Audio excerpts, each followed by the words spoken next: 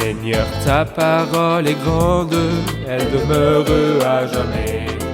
Ta parole est infaillible, rien ne peut la supprimer. Bienvenue, chers téléspectateurs, je vous souhaite la bienvenue ainsi qu'à tous nos téléspectateurs dans le monde entier, dans un nouvel épisode de cette émission quotidienne d'études Toute la Bible. Dans cette émission, nous présentons une étude de tous les livres de la Bible, de la Genèse à l'Apocalypse, tous les jours du lundi au vendredi. Dans le dernier épisode, nous avons terminé l'étude du livre de la Genèse, le premier livre de la Bible, et nous commençons aujourd'hui l'étude du livre de l'Exode, le deuxième livre de la Bible et le deuxième livre des 5 livres de Moïse. Permettez-moi au début de l'épisode d'accueillir mon invité, le frère Youssef Riyad. Bienvenue, frère Youssef. Merci, frère Riyad. Nous souhaitons la bienvenue à nos invités aussi. Soyez les bienvenus. Frère Youssef, nous, en arrivant aujourd'hui au début du livre de l'Exode, nous sommes devant le livre numéro 2 des 5 livres de Moïse. Les livres de Moïse, Genèse, Exode, Lévitique, Nombre, Deutéronome. Donnez-nous quelques titres pour ces livres autres que ceux mentionnés dans la Bible.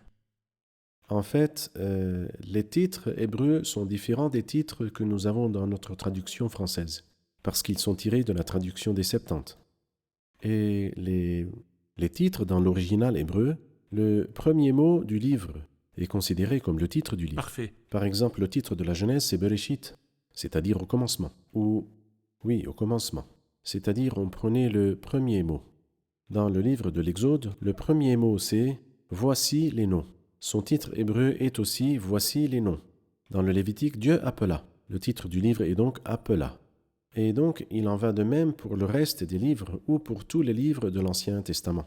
Quand la traduction des Septante a été faite, les érudits juifs leur ont donné un titre, ils ont donné à ces livres des titres qui soient en accord avec le thème du livre. Le livre de la Genèse fut appelé ainsi car c'est le livre des commencements Et des naissances. et des naissances. Et puis l'Exode, ils l'ont appelé Exode parce que dans ce livre, le peuple sortit de la maison d'esclavage et arrivèrent à la terre au désert de Sinaï, un prélude à leur arrivée ultérieure dans le livre du Deutéronome à la terre promise. Bien sûr, les premiers livres de la Bible, à savoir les 5 premiers livres, s'appellent les 5 livres de Moïse, Oui. ou s'appellent la Torah. Et vous avez, dans l'ouverture de l'émission, dans les 10 épisodes que nous avons présentés sur la Bible, Oui. et sur l'inspiration, vous avez dit que l'Ancien Testament se divisait en 3 parties. C'est vrai. Rappelez-nous donc de ces 3 parties avant de commencer l'étude du deuxième livre.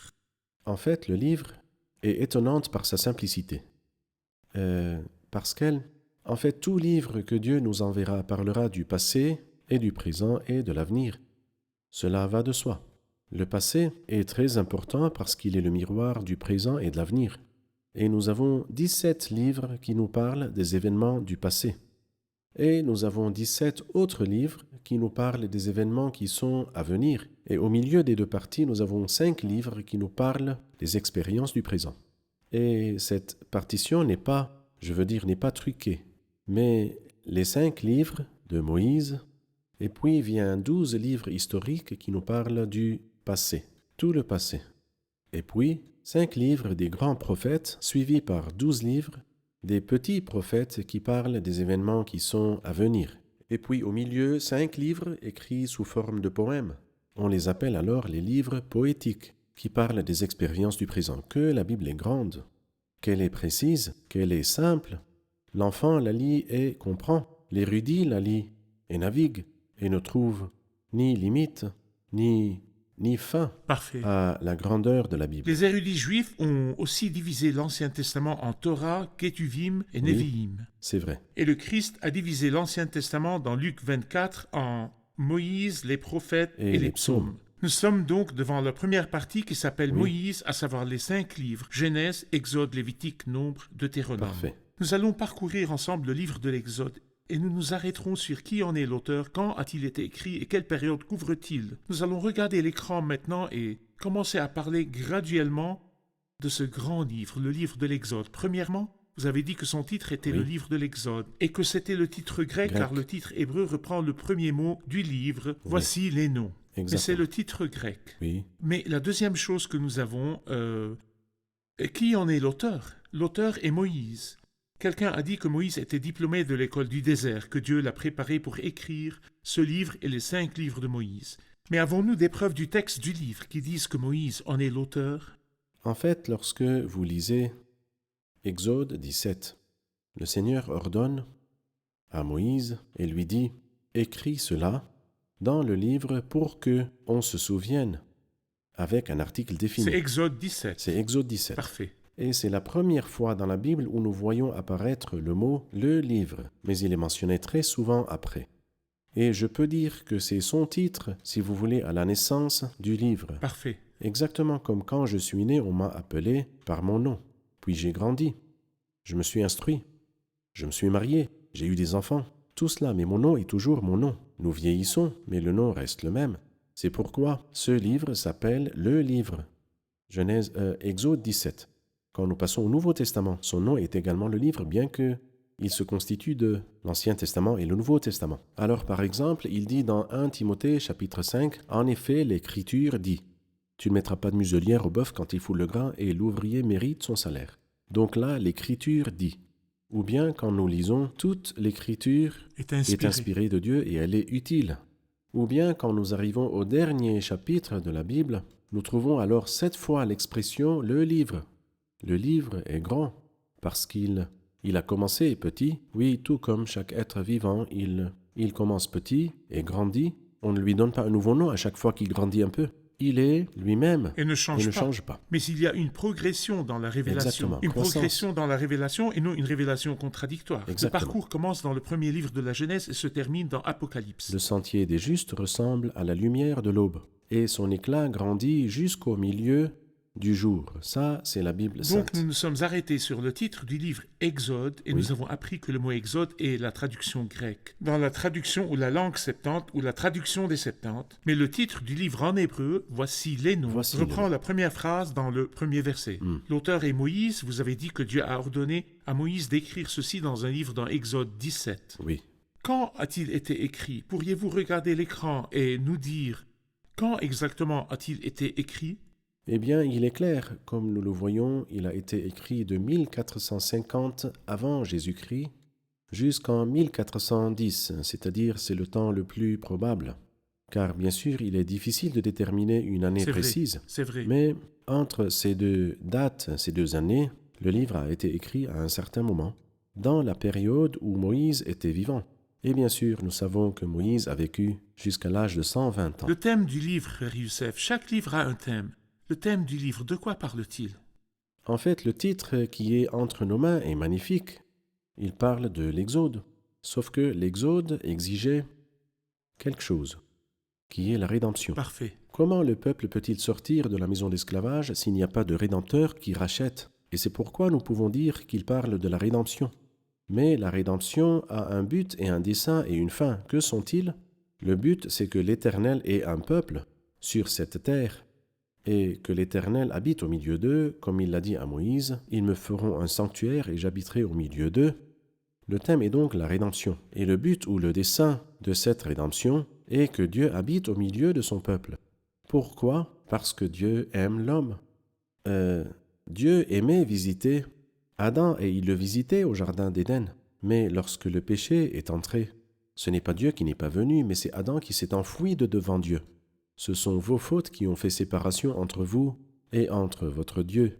Dans ce livre, nous trouvons le remède pour que les choses s'arrangent, pour que les choses puissent revenir à la normale dans la relation entre l'homme et Dieu. Nous allons voir le thème du livre qui est la rédemption à laquelle vous avez fait référence, la rédemption par le sang. Oui. Et la rédemption par la puissance, mais c'était l'accomplissement d'une promesse que le Seigneur avait faite à Abraham anciennement dans Genèse 15. Rappelez-nous la promesse, de quoi parle-t-elle, frère Youssef?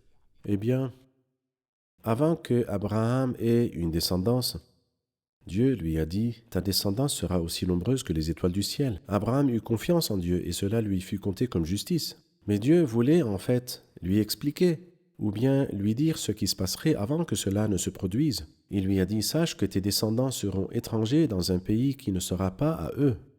On les réduira en esclavage et on les opprimera pendant 400 ans. Puis ils sortiront avec de grandes richesses. Cependant, la nation dont ils seront esclaves, c'est moi-même qui la jugerai. » La parole de Dieu enregistrée dans Genèse chapitre 15 s'est accomplie avec toute précision dans le livre de l'Exode que nous sommes en train d'étudier.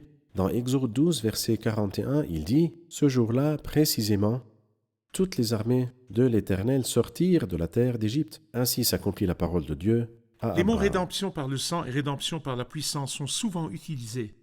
Nous voulons comprendre ce que cela signifie. Oui, la rédemption a deux aspects.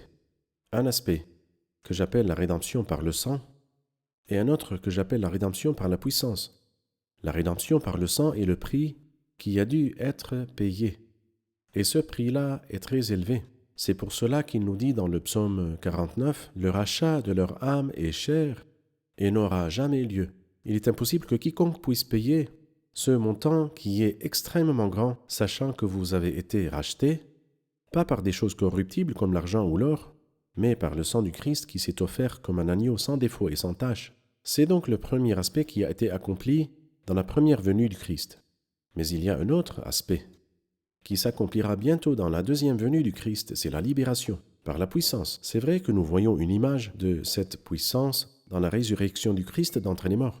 Et cette puissance apparaîtra dans son sens le plus clair, le plus visible, dans la deuxième venue du Christ. La Bible nous dit par le pouvoir qu'il a de tout soumettre à son autorité. Il transformera notre corps de misère.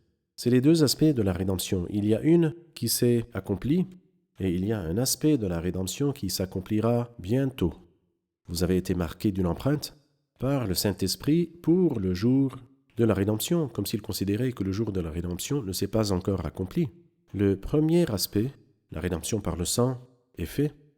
Et le deuxième aspect, la libération par la puissance, doit s'accomplir. Et c'est ce qui est arrivé dans le livre de l'Exode, la rédemption par le sang de l'agneau de la Pâque, et la libération par la puissance en fendant la mer Rouge et en déplaçant le peuple de l'autre côté de l'Égypte. Oui, parfait. Nous allons faire une pause et puis reviendrons pour une question.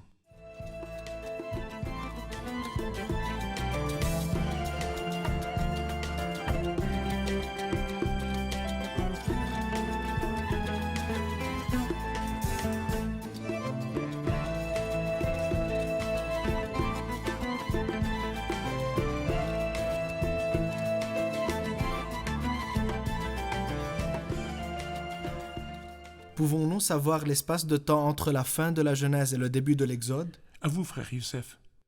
La Genèse se termine par la mort de Joseph. Et le livre de l'Exode, il commence aussi par la mort de Joseph et la venue d'un nouveau roi qui n'avait pas connu Joseph, mais l'attention est centrée davantage sur la naissance de Moïse. Et je pense que l'espace de temps qui sépare les deux est d'environ 200 ans. Et il y a quelque chose de frappant. Je voudrais faire une comparaison. En fait, Joseph et Moïse sont tous les deux des hommes de Dieu très honorables et très bons. Et en plus, ils sont très chers à tous ceux qui étudient et respectent la Bible sainte. Mais je voudrais dire une chose, que Joseph a commencé par l'humiliation et a fini par la gloire. Moïse a commencé par la gloire et l'a rejeté. Il a préféré plutôt être maltraité avec le peuple de Dieu. Comme Joseph était merveilleux, Moïse aussi l'était. Sur un autre plan, Joseph nous montre que Dieu finalement récompense ceux qui le craignent, les pieux. Et Moïse dit que l'humiliation attachée au Messie est comme une richesse plus grande que les trésors d'Égypte. Parfait. Frère Youssef, nous avons appris quand le livre a été écrit, mais quelle période de l'histoire du peuple couvre-t-il? Nous pouvons considérer que la période de temps couverte par le livre est d'environ 100 ans, parce qu'il a commencé avant la naissance de Moïse et s'est terminé après leur sortie du pays d'Égypte. C'est-à-dire Moïse avait 80 ans quand ils sont sortis de la terre d'Égypte, et près d'un an plus tard, ils ont construit la tente de la rencontre, c'est-à-dire très proche de 100 ans, peut-être 90 ans environ, sont couvertes par ce grand livre, le livre de l'Exode. Parfait. Le verset clé de ce livre. Dans chaque livre, nous avons un verset clé. Oui. Nous allons maintenant voir le verset écrit sur l'écran et vous allez le commenter. Oui. Oui, le verset clé, « Je suis l'Éternel, ton Dieu, qui t'ai fait sortir du pays d'Égypte, de la maison d'esclavage. » Ça, c'est l'événement le plus important dans la vie de la nation, jusqu'à la venue du Christ, à lui la gloire, lorsque le moment est vraiment venu. Mais le fait qu'il soit sorti du pays, laissez-moi appeler cela la naissance d'une nation, c'est-à-dire son anniversaire. Avant cela, ils étaient juste une famille. La famille a beaucoup grandi, mais ils n'étaient pas le peuple de Dieu, ils n'étaient pas une nation. Mais là, je suis l'Éternel, ton Dieu, qui t'ai fait sortir du pays d'Égypte, de la maison d'esclavage. Et voici qu'il leur demande, « J'ai fait cela pour vous, et parce que j'ai fait cela pour vous, en conséquence, je vous demande d'être un peuple saint Donc pour cela moi. fait référence à la naissance de la nation. La nation a commencé Exactement. à partir de ce moment. Parfait. Bien sûr, nous voulons prendre les partitions du livre pour pouvoir l'étudier d'une manière un peu facile. Oui, Chaque livre a ses sections. c'est vrai. Nous allons parcourir ensemble ces sections et vous allez nous les expliquer une par une. Oui. À vous. En fait, l'esclavage dans le livre de l'Exode s'étend du chapitre 1 à 14. Et ils étaient, en effet, dans le pays d'Égypte, dans la maison d'esclavage. Chapitre 14, la traversée de la mer Rouge. Parfait. Nous pouvons dire qu'ils sont sortis de l'esclavage. C'est pourquoi, après la première section, vient la libération, qui a commencé par le chant de la rédemption avec Exode 15, et s'est poursuivi jusqu'en Exode 18, lorsque le peuple s'est placé au chapitre 19 sous la loi. Et c'est pourquoi la troisième section, la loi et l'attente, du chapitre 19 jusqu'au chapitre 40, pourrait être divisée en deux parties, du chapitre 19 à 24, et puis du chapitre 25 jusqu'à 40. La division historique est donc l'esclavage, puis la libération, puis la loi et l'attente. Parfait. Y aura-t-il une autre division, frère Youssef? Je pense que nous pouvons considérer la rédemption qui est un mot-clé essentiel, fondamental. Dans le livre de l'Exode, nous pouvons regarder la rédemption et considérer qu'il y a 4 parties. Exactement comme vous l'avez montré, la rédemption et sa nécessité. Du chapitre 1 à 10, la rédemption et sa méthode. Du chapitre 11 au chapitre 15, la rédemption et sa maturité. Du chapitre 16 au chapitre 24. La rédemption et son but, la construction du tabernacle de Dieu, et Dieu habite au milieu d'eux, du chapitre 25 jusqu'à 40. Ainsi, nous aurons appris la partie historique, puis la partie liée à la rédemption. Oui. Y a-t-il une autre partition liée à la géographie de la terre ou au voyage du peuple dans la terre? Eh bien, nous pouvons considérer qu'ils étaient dans le pays d'Égypte.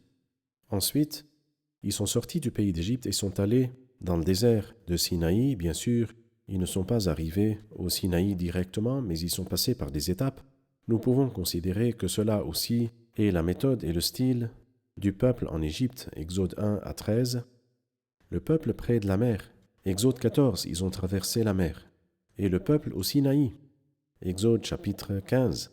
Ils ne sont pas arrivés au Sinaï en 15, mais ils l'ont dépassé. Ils sont dans le désert du chapitre 15 au chapitre 40. Comme ça, nous avons appris que la partition du livre est liée au thème, c'est-à-dire la partition thématique et la partition géographique et historique. Nous devons prendre aussi une partition liée à la vie de Moïse. Donc nous allons maintenant voir quelque chose ensemble et vous allez nous parler de la partition liée à la vie de Moïse. En effet, comme vous le dites, dans Actes chapitre 7, nous voyons que Moïse, comme nous le savons, a vécu 120 ans. Mais dans les Actes des Apôtres, Étienne les divise en 3 parties égales. Chaque partie est de 40 ans. Les 40 premières années, comme nous le comprenons de l'image qui est devant nous, 40 ans dans le palais du Pharaon, Moïse est né au chapitre 2, et il a quitté l'Égypte au chapitre 2 également. Il a vécu dans le pays de Madian ou dans le désert de Madian, dans le chapitre 3 et 4, et il reçoit l'appel de Dieu après 40 ans. Il gardait le troupeau de Jéthro, son beau-père. Puis, après cela, dans les chapitres 5 à 40, il considère que ce sont les 40 ans de Moïse au service du peuple de Dieu, qui apprécie beaucoup celui qui a laissé derrière les trésors et les richesses de l'Égypte pour être humilié avec le peuple de Dieu. Mais bien sûr, il n'a pas perdu. Il n'était pas du tout insensé quand il a sacrifié ce qu'il ne pouvait pas garder, afin de gagner ce dont il ne pouvait pas se passer. L'histoire du peuple est racontée dans plusieurs parties du livre. Une fois, par exemple, dans Acte 7, Étienne a passé en revue l'histoire du peuple, Oui. et avant le peuple aussi. La naissance de Moïse, comment le monde était, et après Oui. cela, la Bible nous parle dans le chapitre de la foi, Oui. aussi de la période où Moïse est né, et de l'histoire du peuple par après. Pourriez-vous nous dire, l'Épître aux Hébreux, chapitre 11, couvre dans certaines de ces parties la période dure de l'Exode. Quel verset d'Hébreux 11 couvre le livre de l'Exode? En fait, si nous arrivons à Hébreux 11, comme vous l'avez dit, précisément au verset 23, c'est par la foi que Moïse, à sa naissance, a été caché pendant 3 mois par ses parents. Et là, il parle de l'Exode, chapitre 2. Puis il dit, c'est par la foi que Moïse, devenu grand, a refusé d'être appelé fils de la fille de Pharaon. Encore Exode, chapitre 2. Ensuite, il nous dit, c'est par la foi qu'il a quitté l'Égypte sans craindre la colère du roi. Encore chapitre 2 du livre de l'Exode. Et ensuite, il dit c'est par la foi qu'il a célébré la Pâque. Nous allons parcourir 80 ans. Et nous arrivons au chapitre 12 du livre de l'Exode. Oui. Il a célébré la Pâque. Et ensuite, c'est par la foi qu'ils ont traversé la mer. Et là, nous arrivons à Exode 14. Et c'est aussi après l'agneau de Pâques, juste après. Et après cela, tandis que les Égyptiens ont été engloutis lorsqu'ils ont tenté de passer, c'est aussi Exode 14. Le chapitre de la foi se termine par cet incident-là, car après cela, Il n'y avait pas de foi. l'errance dans le désert était le résultat de l'incrédulité et non pas la foi. Parfait. Je vous remercie. Nous allons faire une pause, puis reviendrons pour une question.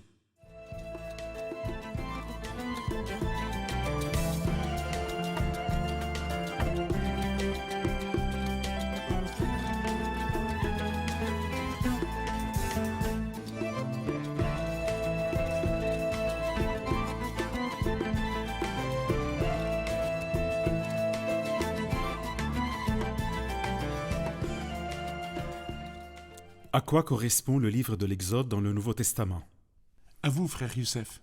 En fait, une des merveilles de la parole de Dieu dont je suis extrêmement fier est que les 5 livres de Moïse ont en fait laissé leur marque sur toute la Bible. Et cela ne peut jamais être l'œuvre d'un être humain quel qu'il soit. Combien plus, l'œuvre de 40 écrivains des différentes parties de l'inspiration. En fait, si nous prenons les 5 livres de Moïse et tout le Nouveau Testament, est-ce qu'il y aurait une similitude? La réponse est oui. Le livre de la Genèse nous parle ou correspond aux 4 évangiles qui ont parlé d'un nouveau commencement. Oui. Si le livre de la Genèse était un premier commencement qui s'est corrompu et terminé par la mort, les évangiles marquent pour nous un nouveau commencement. Je vais laisser le livre de l'Exode maintenant pour y revenir dans un instant. Le Lévitique est le 3e livre, le livre qui nous parle des sanctuaires.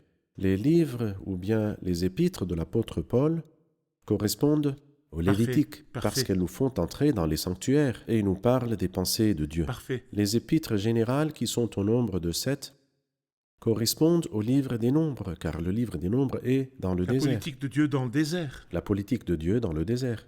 Et dans les épîtres générales, nous voyons le peuple de Dieu dans le désert.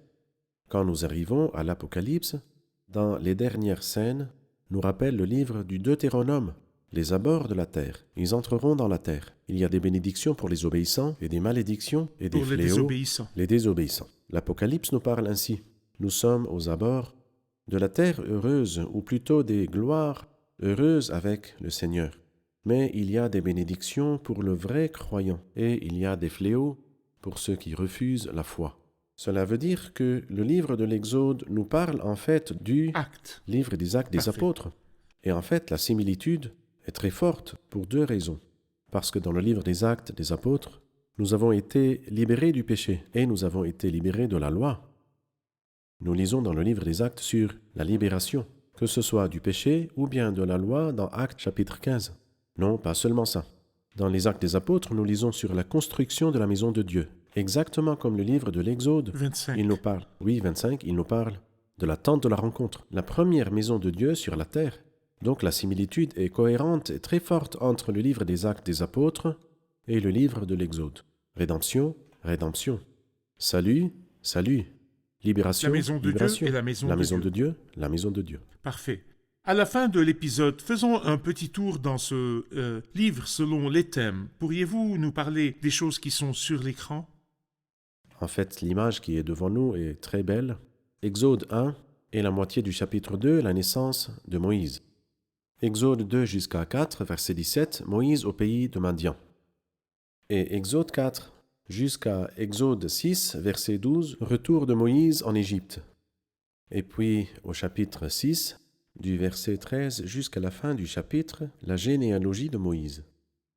Exode 6, du verset 28 jusqu'à Exode 12, verset 30, nous parle des 10 fléaux, et c'est une partie, une étape de base très essentielle. Mais ce n'est pas ce qui a fait sortir le peuple du pays d'Égypte. La Pâque était nécessaire, et c'est pourquoi le chapitre 12 nous parle de la Pâque. Exode 12, à partir du verset 31 jusqu'à Exode 13, 16, l'exode du pays d'Égypte. La traversée de la mer Rouge dans Exode 13, jusqu'au chapitre 15, où nous trouvons le beau cantique que le peuple a chanté après sa traversée de la mer Rouge. Exode 15, la dernière partie, nous parle de la mer au désert de Sinaï, d'Exode 15 jusqu'à ce que nous arrivions au début d'Exode 19. Exode 19 à 24, les commandements et les règles que le Seigneur donna à son peuple, et d'Exode 24 à 31, l'attente de la rencontre. Mais il y a eu une interruption, il y a eu un chevauchement, il y a eu un gâchis. C'est que le peuple a adoré le veau d'or, et les conséquences de cela sont dans Exode 32 et Exode 33. Dans l'Exode 33, du verset 7 jusqu'à 23, la séparation de Moïse dans sa tente, et dans Exode 34, les 2 nouvelles tables des commandements. Et puis du chapitre 35 jusqu'à la fin du livre, la construction de la tente de la rencontre, comme Dieu l'a ordonné à Moïse. La gloire de l'Éternel remplit le lieu parce qu'ils ont Que obéi. Dieu vous bénisse, nous sommes arrivés à la fin de l'épisode. Il y a des richesses dans la Bible. C'est vrai. Nous commencerons dans le prochain épisode à étudier le livre de l'Exode à partir du premier chapitre. Nous Que allons Dieu vous réviser protège. l'épisode avec les invités. Qu'avons-nous appris de l'épisode aujourd'hui? Nous avons appris que la vie de Joseph a commencé dans l'humiliation, mais elle s'est terminée dans la gloire. Et cela nous montre que Dieu récompense les pieux et honore ceux qui l'honorent. Mais Moïse, au contraire, sa vie a commencé dans la gloire, dans le palais du Pharaon, mais elle s'est terminée dans l'humiliation avec le peuple de Dieu. Cela montre que l'humiliation attachée au Messie était plus grande pour lui que le trésor de l'Égypte. Merci. La splendeur de la parole de Dieu est que chacun des 5 livres de Moïse correspond à une partie du Nouveau Testament. Le livre de la Genèse correspond aux 4 évangiles, l'Exode correspond aux actes des apôtres, le livre du Lévitique correspond aux lettres de Paul, le livre des Nombres aux épîtres générales, et bien sûr le Deutéronome à l'Apocalypse. Parfait. Nous voyons dans le livre de l'Exode la rédemption par le sang et la puissance ou la libération par la puissance. La base de la rédemption est le sang. Le rachat de leur âme est cher et n'aura jamais lieu. Merci, que Dieu vous bénisse. Merci, frère Que Youssef. Dieu vous bénisse. Chers téléspectateurs, comme nous l'avons entendu aujourd'hui, le livre de l'Exode est le livre de la rédemption. Après que la Genèse ait été terminée par la mort, Joseph mourut et on le mit dans un cercueil en Égypte, et c'est la conséquence naturelle de l'entrée du péché. Mais le livre de l'Exode, le 2e livre, parle de la rédemption par le sang et la libération par la puissance. Et la vérité est que Dieu n'a pas été vaincu par la chute de l'homme et la corruption de l'homme et l'entrée de la mort dans le monde. Le Christ est venu. Pourquoi le Christ est-il venu? Il est venu pour racheter. Il est mort sur la croix. Il a fait une grande rédemption par son sang. Et il reviendra bientôt et fera la rédemption par la puissance quand il transformera notre corps de misère pour le rendre conforme à son corps glorieux. Il viendra avec beaucoup de puissance et de gloire. J'espère que vous prendrez votre portion dans le Christ pour que vous puissiez jouir de la rédemption et être libérés de l'esclavage. Nous nous reverrons dans un nouvel épisode. Que le Seigneur soit avec vous.